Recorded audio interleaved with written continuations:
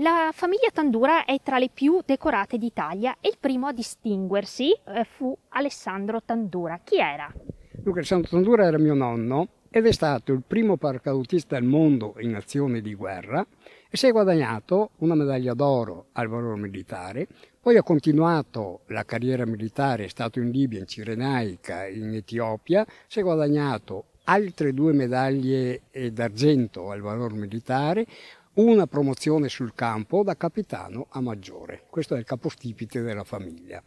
Una famiglia che è composta anche da donne che si sono distinte e in particolare Emma e Maddalena Petterle.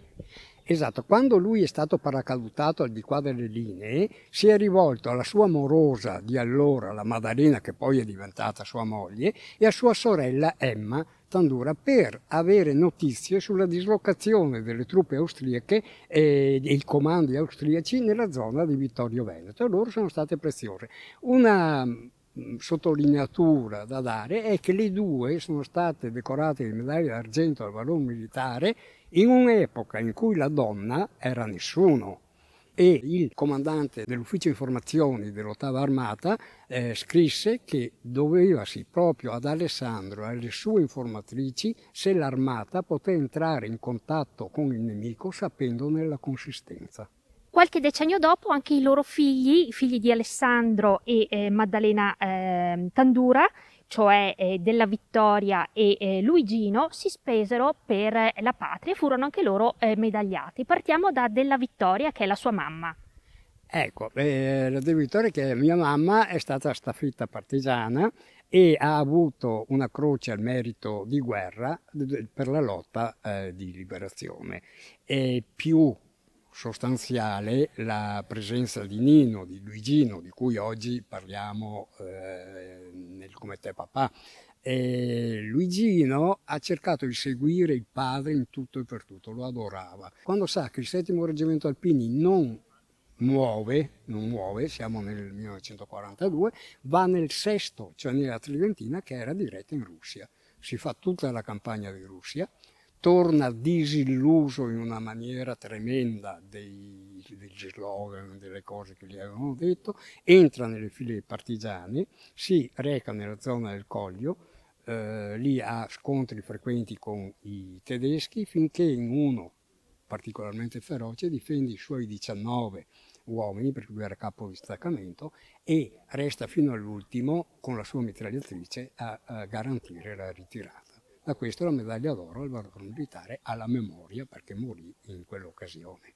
Per lei tutte queste composizioni letterarie sono state quasi un dovere per rendere memoria a quella che è stata ed è la sua famiglia e l'impegno speso per la patria. Sicuramente anche perché io volevo seguire quelle orme lì e mia madre mi disse qui dentro divise non ne voglio più vedere e quindi non mi autorizzò a frequentare l'accademia. Allora io ho frequentato la scuola militare alpina e ho telefonato da Aosta dicendo mamma sono alla scuola militare alpina, per cui è un po' un sentimento che voglio portare avanti, un sentimento anche di italianità che mia nipote Areta che vive in America, quando è andata in America, adesso ha 7 anni, aveva 5 anni, la maestra l'ha presentata come questa è la vostra nuova compagna belga, perché è nata in Belgio lei, belga, e lei ha tirato la sottana alla maestra e ha detto italiana. No. Ecco, questo sentimento di italianità io ho voluto portarlo attraverso la mia famiglia. Questo qua è stato il più difficile perché è durato 6 anni. Mentre i 2 centimetri in un anno l'ho fatto, questo è durato 6 anni solo di stesura, per non parlare di 12 anni, 13 di raccolta di informazioni. Anche perché ho scoperto che non tutti sanno qualcosa di queste cose qua. Ci sono solo 2 enti. Lo Stato Maggiore dell'Esercito, l'Ufficio Informazioni dello Stato Maggiore dell'Esercito e la Chiesa. Loro sanno tutto. E io ho potuto risalire a tutti gli episodi che racconto in questa cosa attraverso soprattutto lo Stato Maggiore dell'Esercito. Quindi una raccolta che non è solo per la sua famiglia, ma è anche per le nuove generazioni, per tenere a mente determinati valori che siano di faro anche per chi viene. Sì. Allora, nel titolo del libro c'è Luigino Tandura Nibbio, caparbiamente italiano, perché lui si è trovato in un certo momento sballottato, dopo l'8 settembre è entrato in una formazione comunista, fra l'altro perché la divisione Nino Nanetti dove lui è entrato è una divisione, era a impronta comunista. Lì c'è stata una grossissima, come posso dire, confronto con tutti gli altri, perché lui continuava a dire io sono caparbiamente italiano. Fabio Girardello ha curato la prefazione del libro Come te papà. Un commento.